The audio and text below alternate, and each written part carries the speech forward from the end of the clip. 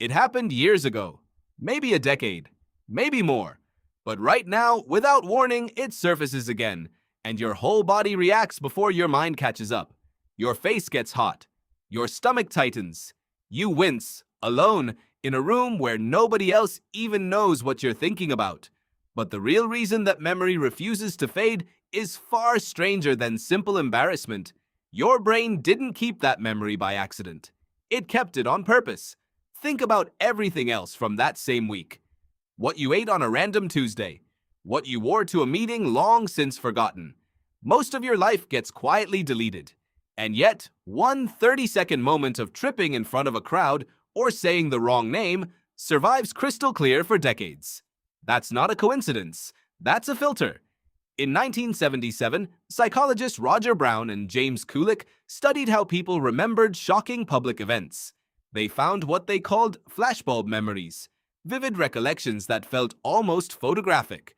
The emotional charge acted like a flashbulb, burning the image into memory with unusual permanence.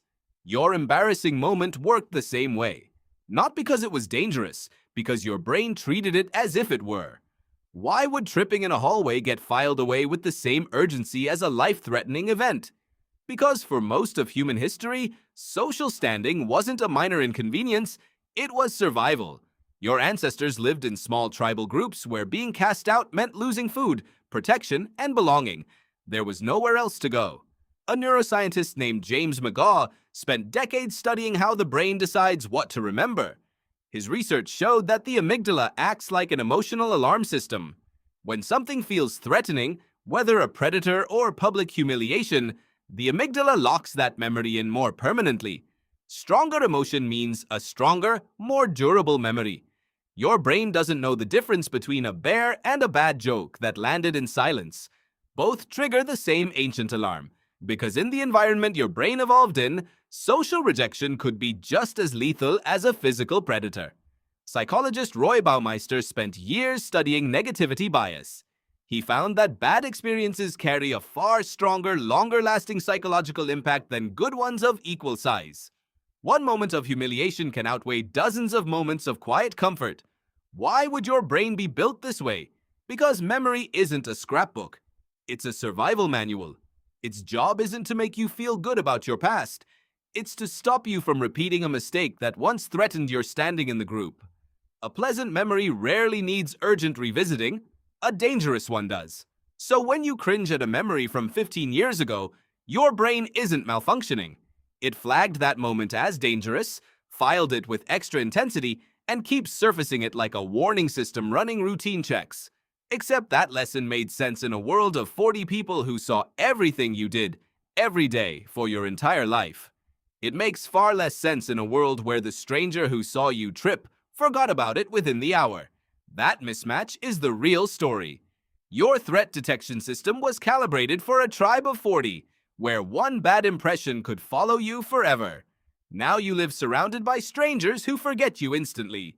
Your amygdala doesn't know that. Picture your ancestor at a fire circle having just said something foolish. Everyone who mattered to their survival saw it. The cost was immediate and total. So the brain adapted, burning the moment in hard enough to never happen twice. Now picture yourself. The person who saw you fumble your words years ago probably can't remember your name.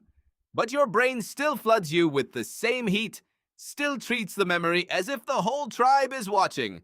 Is it fair that your body punishes you for something that mattered to almost no one but you? No. But fairness was never the point. Your nervous system wasn't built for comfort. It was built to keep your ancestors alive long enough to pass on the brain you're using right now to feel bad about a joke that didn't land. Understanding this doesn't erase the memory, but it changes what it means. That flash of heat isn't proof you did something unforgivable. It's proof your amygdala is still calibrated for a tribal world where every misstep had permanent consequences. Your brain kept that memory because somewhere deep in its architecture, it still believes you live among 40 people who remember everything forever. You don't. You never will again. The ancient wiring just hasn't gotten the message yet. So the next time that old memory surfaces, uninvited, notice what's actually happening. It isn't you. It's ancient tribal memory still running its alarm, still trying to protect a version of you that no longer exists.